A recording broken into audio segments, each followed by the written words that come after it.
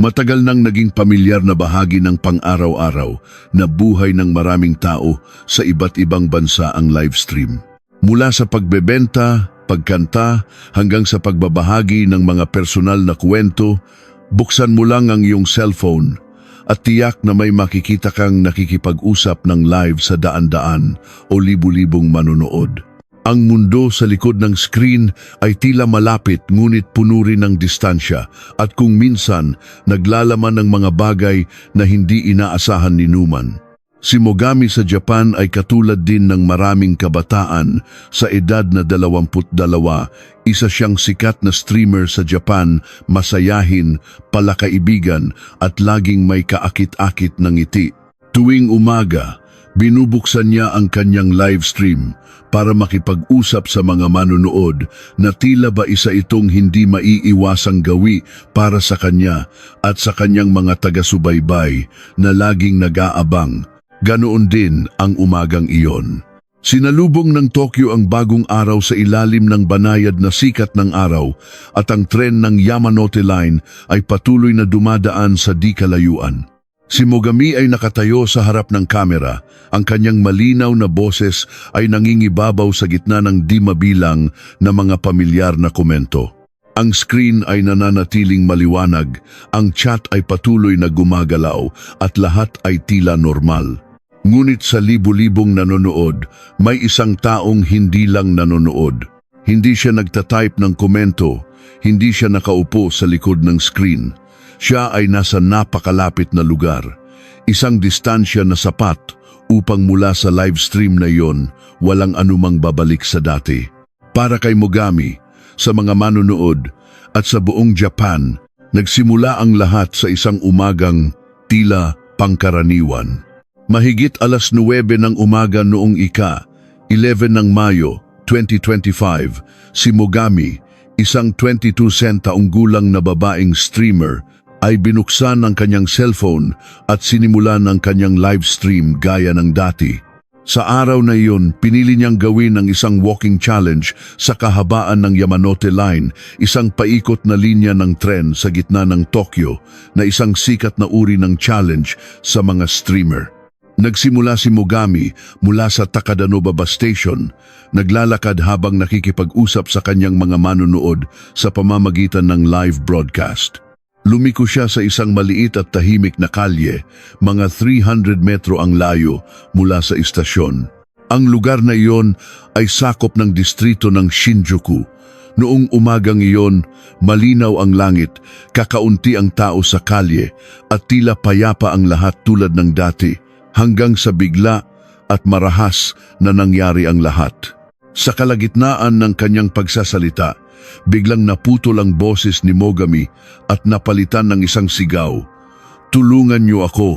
Ang tunog na iyon ay umalingaw-ngaw sa live stream, kasabay ng paglabas ng isang lalaki na sumugod sa kanya na may 43 na galit na pag-atake sa loob lamang ng 1 minuto. Naganap ang lahat sa harap mismo ng libu-libong manonood.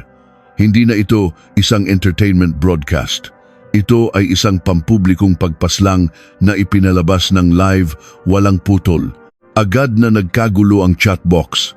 Ang mga komento ay nagbago mula sa masasayang pagbati patungo sa pagkabigla at ang bilang ng mga manonood ay biglang tumaas mula 4,000 hanggang 6,000 sa loob lamang ng ilang minuto. Nakatutok ang mga mata sa screen ngunit walang makapaniwala sa kanilang nasasaksihan. Nahulog ang cellphone sa lupa ngunit ang kamera ay patuloy pa ring gumagana. Sa nakatagilid na frame, malinaw na nakita ang mukha ng salarin. Tumingin siya ng diretsyo sa kamera, hawak pa rin ang sandata at sinabi sa isang kalmadong boses, "Pinatay ko na siya." Si Mogami ay nanatiling nakahandusay at tahimik. Habang nagpapatuloy ang live stream, may ilang nag-screenshot at nag-record ng broadcast. Naging magulo ang chat window. "Tawagan niyo ang pulis. Totoo ba yan? Diyos ko, may tumutulong ba sa kanya?" Ang mga nanonood ng live stream ay agad na tumawag sa pulisya. Pagkalipas lamang ng halos 10 minuto, dumating na ang mga awtoridad sa lugar ng krimen. Pagdating nila, nakita nila ang isang grupo ng mga tao na nagkukumpulan sa paligid ng pinangyarihan. Lahat ay tulala, hindi pa rin maintindihan kung ano ang nangyari. Isang opisyal ang lumapit sa lalaking nakatayo sa tabi ng katawan at nagtanong, "Ikaw ba ang gumawa nito?" Kalmado niyang itinaas ang kanyang mga kamay at sinabing, "Ako ang gumawa niyan." Agad siyang pinusasan at inaresto sa lugar na iyon. Ang magulong tunog mula sa pinangyarihan ng sirena ng pulis, sigawan ng mga tao at mga naguguluhang bulungan ay malinaw pa ring naririnig sa live stream. Naganap ang lahat sa real time sa harap ng libu-libong manonood na walang magawa kundi manood mula sa kanilang mga screen, walang sinumang makialam o pumigil. Ito ang kauna-unahang pagkakataon sa kasaysayan ng live streaming sa Japan na isang krimen ang nangyari ng hayagan. Bago nito, si Mogami ay isang pangalan lamang na pamilyar sa mga madalas manood ng live stream. Ngunit matapos ang trahedya sa live broadcast, nagsimulang magtanong ang buong Japan, sino si Mogami? At bakit ang isang tagahanga ay naging isang mamamatay tao sa ere? Ang totoo, ang Mogami ay isang screen name. Ang tunay niyang pangalan ay Sato Ai. Siya ay isang sikat na Japanese female streamer sa platform ng live stream na tweetcasting na minahal dahil sa kanyang bata, cute na imahe na may istilong parang isang inosenteng dalaga mula sa probinsya. Madalas sabihin ng mga manonood na ang kanyang boses, mukha at paraan ng pakikipag-usap ay nagpapaalala sa kanila ng isang dalagita na hindi pa nasa tamang edad. Bagamat 22 taong gulang pa lamang, ang buhay ni Mogami ay mas komplikado kaysa sa inosenteng imaheng ipinapakita niya sa harap ng kamera. Siya ay isang single mother, nanganak noong 18 taong gulang pa lamang, isang bagay na bihirang-bihira niyang banggitin sa kanyang mga live stream. Pagkatapos manganak, nagsimula si Mogami sa live streaming para kumita habang pinalalaki ang kanyang anak at pinamamahalaan ang maraming relasyon at isang hindi matatag na sitwasyon. Madalas niyang iwan ang kanyang anak sa mga kakilala o katrabaho sa mga bar para magtrabaho sa gabi. Hindi niya regular na maalagaan ang kanyang anak at wala na ring komunikasyon sa ama nito. Ang kanyang buhay ay unti-unting nawalan ng kontrol. Makalipas ang ilang panahon, kinuha ng gobyerno ang bata at inilagay sa isang child consultation center dahil sa hindi pagpasok sa eskwelahan, kakulangan ng matatag na tagapag-alaga at pagiging napabayaan ng matagal. Ang ina ni Mogami, ayon sa mga kakilala, ay isang masamang babae na dating inabandona si Mogami at madalas makita sa mga bar. Ipinakikilala niya ang kanyang sarili bilang ina ng sikat na streamer na si Mogami Ai para makakuha ng libreng alak, magpakasaya at gamitin ang kasikatan ng kanyang anak para sa personal na pakinabang. Si Mogami naman, sa kabilang banda, ay isang napakasipag na trabahador. Sa mundo ng streaming, unti-unti siyang umangat sa ranggong Platinum Plus, ang pinakamataas na antas sa platform ng tweetcasting. Nangangahulugan ito ng tinatayang kita na humigit kumulang 9 milyong yen bawat taon. Isang halagang pangarap para sa maraming kabataan na nagtatrabaho sa online broadcasting. Para sa isang 22 taong gulang na babae, ito ay isang maipagmamalaking tagumpay. Ngunit marahil ay hindi inaasahan ni Mogami na ang mismong imaheng iyon, isang bata at cute na streamer, isang kaawa-awang dalaga na nangangailangan ng tulong ang magiging mitsa ng isang paparating na trahedya. Matapos dalhin ng suspek sa istasyon, agad na kinilala ng pulisya ang kanyang pagkakakilanlan. Ang pangalan niya ay Takano Kenichi. Ipinanganak noong 2003, nakatira mag-isa sa Yamagata Prefecture at walang criminal record. Ang paunang investigasyon ay mabilis na lumipat sa relasyon ni Takano at Mogami. Sa pamamagitan ng history ng telepono, mga text message at data mula sa tweetcasting platform, unti-unting binuo ng pulisya ang ugnayan sa pagitan nila. Ang kanilang relasyon ay hindi lamang sa antas ng fan at streamer. Sinimulan ni Takano na panoorin ang mga broadcast ni Mogami noong Disyembre 2021, noong siya ay 99 taong gulang pa lamang. Sa simula, isa lamang siyang ordinaryong manonood, ngunit habang tumatagal, naging mas aktibo si Takano. Nagpapadala siya ng mga regalo, nagdo-donate ng pera, madalas mag-iwan ng mga komento at kusa siyang nakipag-ugnayan ng pribado. Unti-unti, nabuo ang mga pribadong pag-uusap sa pagitan nila na nakumpirma sa pamamagitan ng mga text message at call log history. Noong Agosto 2022, inimbitahan ni Takano si Mogami sa restaurant kung saan siya nagtatrabaho sa Yamagata. Pumayag si Mogami. Nagkita sila sa unang pagkakataon sa personal. Matapos ang pagkikita na iyon, sinimulan siyang tawagin ni Takano na aking mahal na Mogami. Muli silang nagkita ng 2 beses sa buwang iyon at isa pa noong Oktubre. Ang relasyon nila ay naging mas malapit kahit man lang sa panig ni Takano. Para sa kanya, hindi na ito simpleng paghanga sa isang streamer. Ito ay personal na damdamin, pag-asa, isang lumalaking pagmamahal na hindi tiyak kung tunay bang sinuklian ni Mogami. Sa katunayan, tila hindi kailanman naging dalawa ang panig ng damdaming iyon. Mula Setyembre 2022, nagsimulang regular na mag-text si Mogami kay Takano para manghiram ng pera. Sa simula, simple lang ang dahilan. Nawalan ako ng pera sa part-time job ko. Pwede mo ba akong pahiramin ng 40,000 yen? Hindi nag-atubili si Takano. Agad niyang inilipat ang pera sa account na ibinigay ni Mogami. Pagsapit ng Oktubre, naging mas apurahan ang kanyang mga mensahe. May utang ang ate ko. Wala na akong panggastos. At tulad niyan, buwan-buwan, lumalaki ang halaga. Mula sa 40,000 yen, unti-unting naubos ni Takano ang kanyang ipon at nagsimula ng mangutang sa iba. Sa kabuuan, nakapagpadala siya kay Mogami ng humigit kumulang 2.5 milyong yen. Ngunit hindi niya ito itinuring na isang pautang. Para kay Takano, lahat ay nagmula sa pagmamahal. Sabi niya, "Hindi ko inisip na pautang iyon. Gusto ko lang tulungan ang taong mahal ko. Ngunit ang one-sided love, gaano man katindi, ay may hangganan." Kahit na nakapagpadala siya ng mahigit 2.5 milyong yen kay Mogami, si Takano Kenichi ay hindi nakatanggap ng kahit 1 sentimo pabalik. Walang pasasalamat, walang pangakong magbabayad. Habang tumatagal, lalo siyang nakaramdam ng pagkabalisa. Mula sa huling bahagi ng 2022, nagsimulang dumanas si Takano ng krisis sa pananalapi.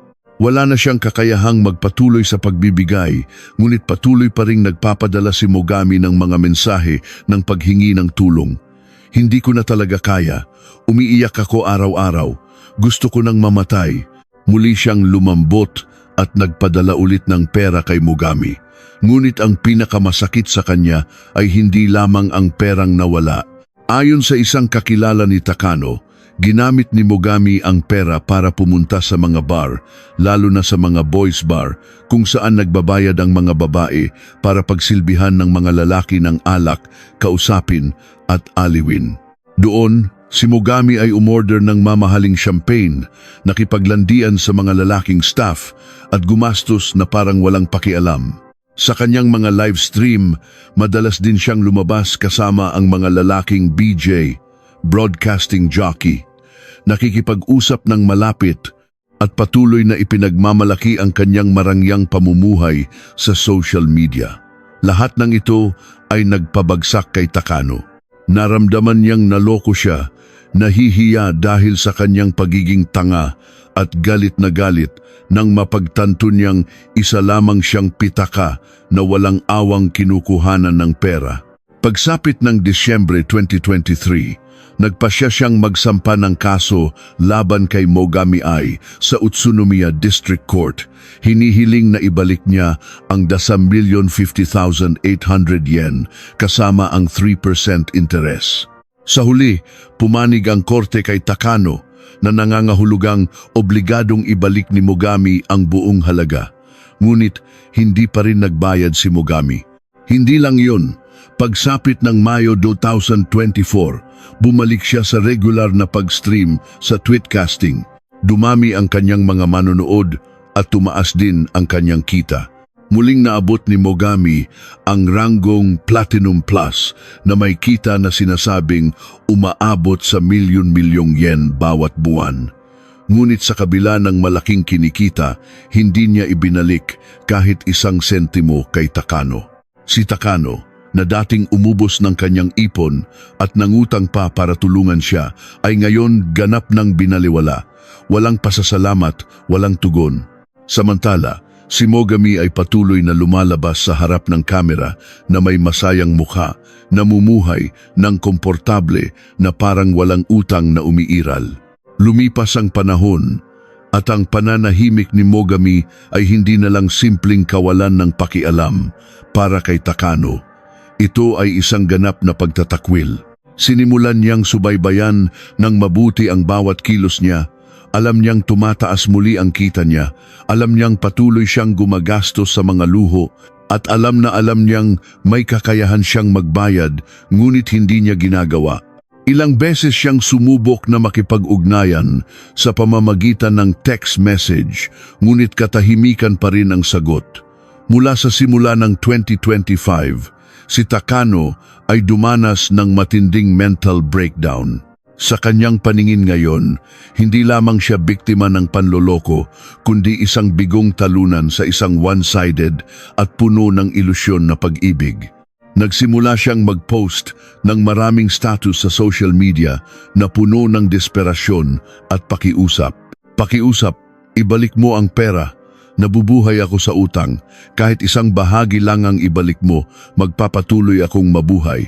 Ngunit nanatiling tahimik si Mogami. Ang sukdulan ay nangyari 2 linggo bago ang krimen. Sa isang livestream, lumitaw si Mogami kasama ang isa pang lalaking BJ, nakangiti at nakikipag-usap na parang walang nangyari. Habang nagaganap ang broadcast, isang account na may pangalang Magilov, ang bagong username ni Takano, ay nag-iwan ng isang nagsiselos na komento at binanggit ang utang. Napansin siya ng isa pang manunood at agad siyang pinuna. Hindi nag-atubili si Mogami. Sumagot siya at agad na blinok ang account ni Magilov sa livestream. Sa sandaling iyon, naintindihan ni Takano na ganap na siyang binura sa buhay ni Mogami. Lumipas ang mga araw at si Takano ay nahulog sa isang estado ng kawalan ng pag-asa.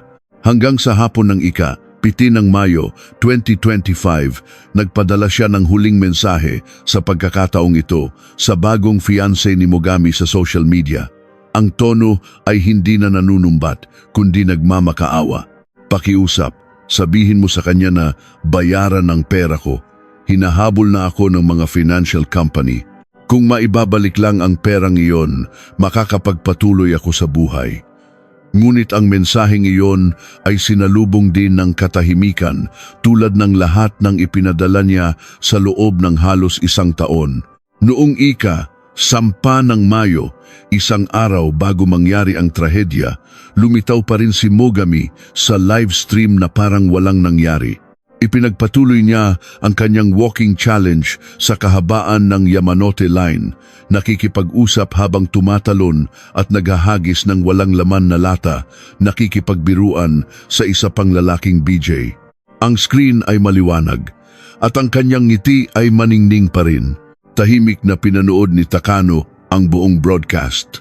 Ang kanyang mga mata ay nakatutok sa bawat kilos niya at tila may bumara sa kanyang lalamunan.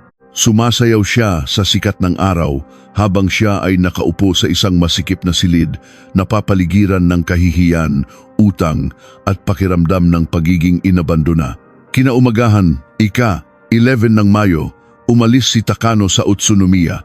Dala niya ang lahat ng hinanakit na naipon sa loob ng mahigit 1 taon, umalis mula sa maliit na probinsya patungong Tokyo na may plano nang nakahanda sa kanyang isipan.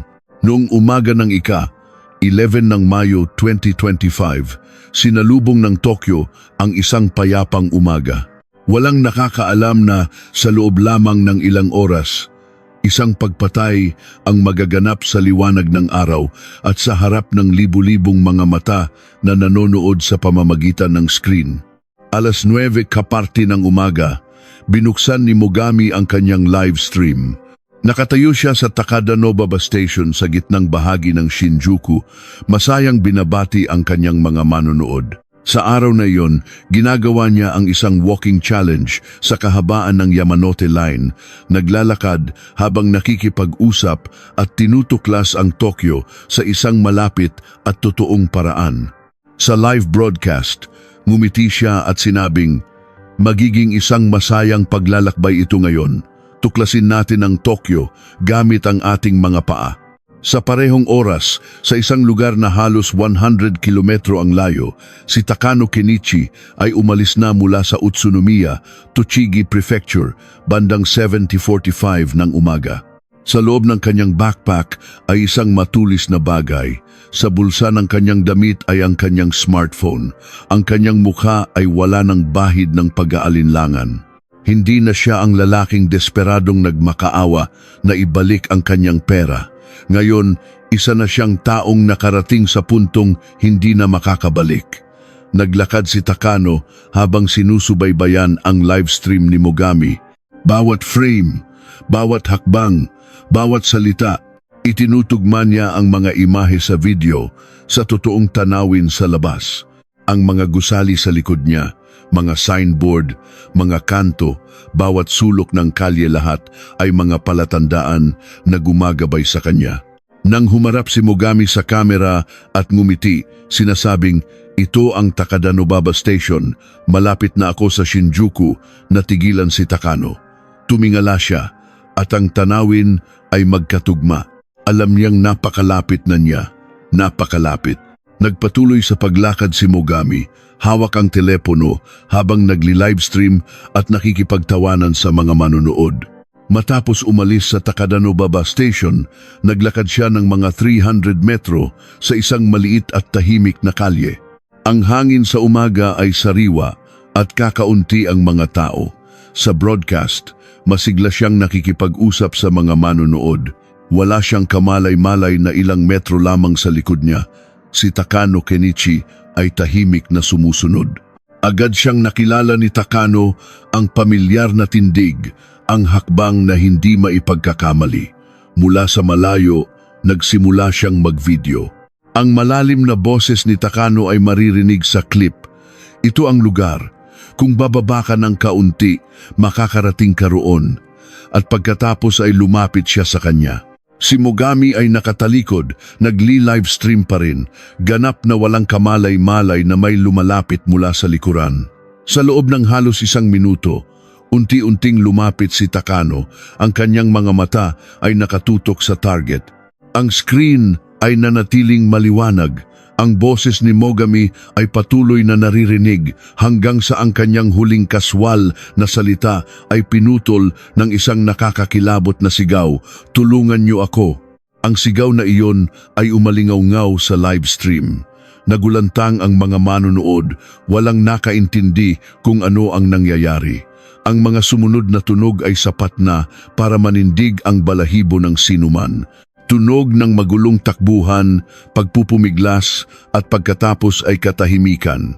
Sa loob lamang ng 1 minuto, si Mogami ay inatake ng kabuuang 13 beses. Ang huling tunog ay humina at tuluyang nawala. Nahulog ang telepono sa lupa, ngunit patuloy pa ring gumagana. Sa nakatagilid na frame, malinaw na lumitaw ang mukha ni Kenichi Takano. Ang taong dating tumawag kay Mogami na aking mahal. Ang taong dating nagmakaawa para sa isang sagot ay nakatayo na lang sa harap ng kamera, hawak pa rin ng sandata, ang mga mata ay blanko. Matapos ang insidente, nayanig ang buong Japan. Sabay-sabay na nagbalita ang mga pahayagan. Sumabog ang social media sa milyon-milyong komento, share at mga video analysis. Ang pangalang Mogami ay lumabas ng makapal sa mga headline, balita sa TV at mga forum sa loob at labas ng bansa. Sunod-sunod ang mga pamagat. Babaeng streamer pinatay habang naka-livestream Suspect ay dating fan na nagpahiram ng mahigit 2.5 milyong yen, buong krimen na broadcast ng live. Naging mabigat ang hangin sa social media. Ang katotohanan ay masyadong lantad. Milyon-milyong tao ang nagsimulang magtanong at magdebate ng matindi. Ito ba ay isang pagpatay dahil sa pera, pag-ibig o pagbagsak ng isipan ng isang naliligaw na henerasyon? Nahati ang opinyon ng publiko. Sa mata ng marami, si Takano ay isang delusyonal na may problema sa pag-iisip, hindi makontrol ang kanyang emosyon at kilos. At iyon ang dahilan ng trahedya. Maraming nagsalita para ipagtanggol si Mogami, sinasabing siya ay ganap na inosente. Para sa kanila, isa lamang siyang batang babae na nagsusumikap na kumita sa pamamagitan ng online broadcasting. Nakaranas siya ng hirap, nangailangan ng tulong, ngunit hindi ito nangangahulugan na dapat niyang bayaran ito ng kanyang buhay. Walang sinuman ang nararapat na mamatay ng ganito, lalo na ang isang batang babae na naghahanap buhay. Nagbigay siya ng pera, pero hindi ibig sabihin may karapatan siyang bawiin ito sa ganoong paraan. Ang magmahal ng one-sided at mabaliw ay hindi kasalanan ng babae, ngunit hindi lahat ay tumingin kay Mogami bilang isang ganap na biktima. Isang bahagi ng publiko ang nagsimulang magsalita mula sa ibang anggulo, sinasabing ang mismong pag-uugali niya ang nag-ambag sa trahedya. Hindi nila binibigyang katwiran ng pagpatay, ngunit kinwestiyon nila ang moral na responsibilidad sa relasyon ni Mogami at Takano. Tumatanggap siya ng pera sa loob ng maraming buwan, gumagastos ng marangya, tapos biglang nawala noong wala ng pakinabang ang tao. Kung hindi mo siya mahal, bakit ka tumanggap ng pera, nag-text na humihingi ng tulong, tapos bigla mo siyang i-block na parang hindi magkakilala? Mali siya sa paggamit ng kutsilyo, pero hindi rin siya inosente. Hindi kakaunti ang nagbanggit na si Takano ay paulit-ulit na nagmakaawa sa desperasyon mula sa paghingi ng pera pabalik hanggang sa pag-asang makatanggap ng kahit isang sagot. Itinuro nila na hindi lamang siya binaliwala ni Mogami, kundi hayagan pa siyang blinok sa live stream. Isang kilos na itinuring na malupit sa isang taong tumulong sa kanya noong siya ay nasa pinakamahirap na sitwasyon. May nagsabi, walang sinuman ang may karapatang pumatay ng tao, tama. Pero walang sinuman din ang dapat maglaro sa damdamin ng iba at itapon na lang na parang basura. Para sa kanila, ang pagkamatay ni Mogami ay hindi lamang pagtatapos ng isang streamer, kundi isang malagim na resulta ng isang baluktot na relasyon, kung saan ang isa ay nagbigay ng sobra habang ang isa ay hindi inisip ang kahihinatnan ng kanyang pagtanggap. Isang neutral na grupo naman ang nagsabing ang issue ay hindi na tungkol sa kung sino ang tama o mali, kundi isang mas malaki at mas masakit na tanong. May karapatan ba ang isang lalaking bigo sa pag-ibig na pumatay?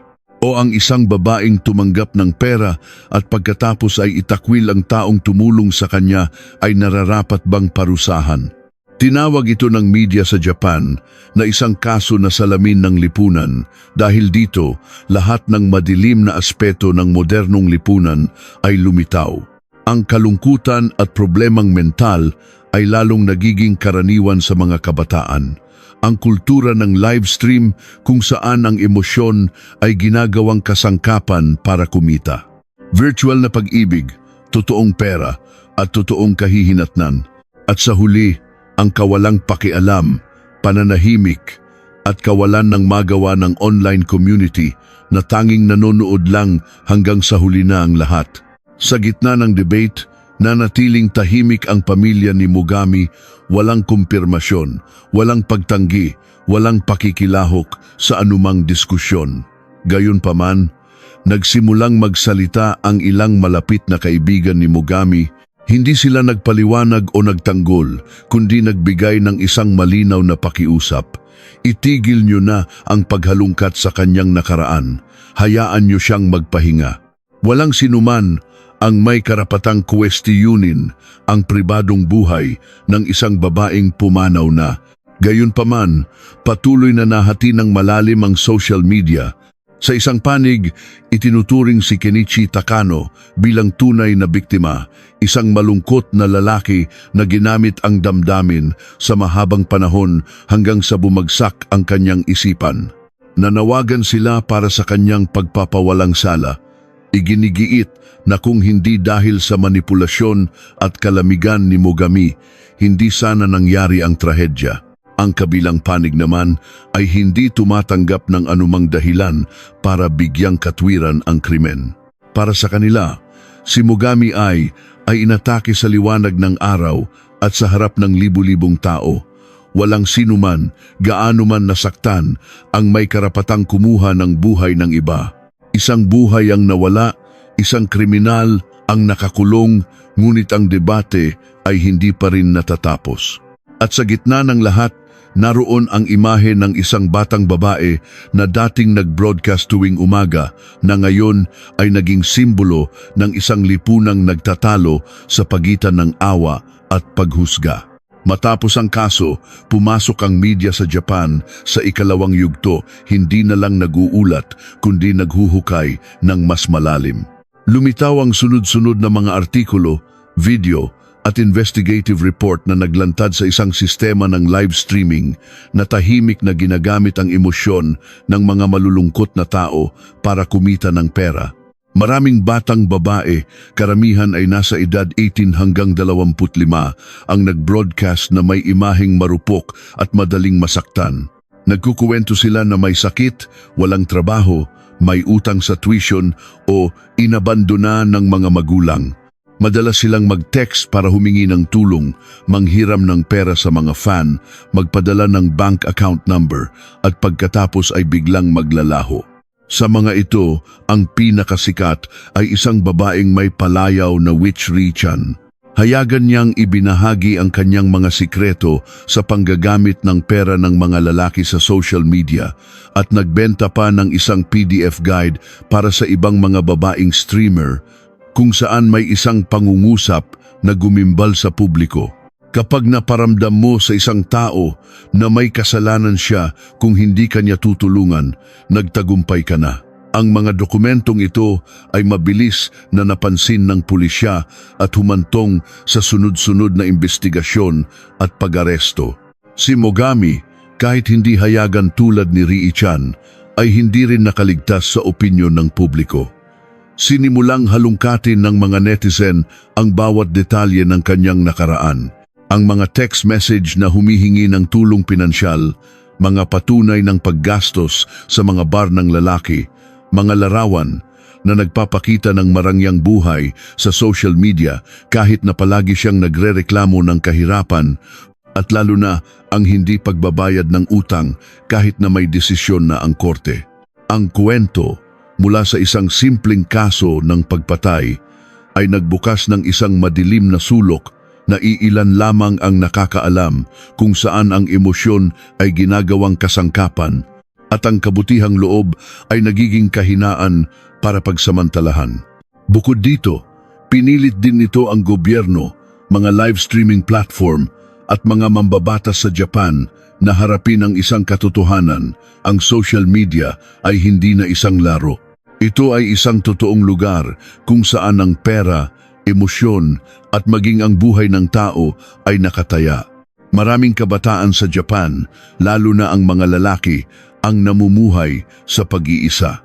Wala silang mapagsabihan, walang pamilyang masasandalan, walang pagmamahal na humahawak sa kanila sa buhay. At pagkatapos, natagpuan nila ang isang bagay na tila simple ngunit napakahalaga, isang babaeng marunong makinig sa pamamagitan ng live stream. Ngunit ang problema ay hindi lang sila nanonood, naniniwala sila. At kapag ang tiwalang iyon ay nasira, hindi nila alam kung saan ibubunto ng lahat, kundi sa kanilang sarili o sa taong nagpaniwala sa kanila. Ang madugong livestream case na ito, bagamat nangyari sa Japan, ay hindi nagtapos ang epekto sa mga hangganan nito. Pinilit nito ang buong Asia na tingnan ang sarili nito, isang henerasyon ng kabataan na may daan-daang libong livestream araw-araw. Kahit dito sa atin, ang ganitong katotohanan ay lumitaw na rin sa ibang kaso walang dugong dumanak, ngunit nagdulot pa rin ng pagyanig. Ang kwento ni Mother Sitang ay isang halimbawa. Ang insidente ay hindi tungkol sa pag-ibig at hindi nagtapos sa pagpatay, ngunit nag-iwan ito ng halos parehong mga tanong. Kapag ang emosyon ay ginagawang kasangkapan, kapag ang awa ay nagiging isang bagay na pinagsasamantalahan, at kapag hindi na makilala ng mga tao kung alin ang totoo at alin ang manipulasyon, ano pa ang natitira sa likod ng ilaw ng live stream? Maaring sa kwento, walang nagmahalan, walang pumatay, ngunit mayroon pa ring nasaktan at ang debate ay sumiklab pa rin ng kasing tindi. Dahil ang emosyon, kahit na nangyayari online, ay totoo pa rin.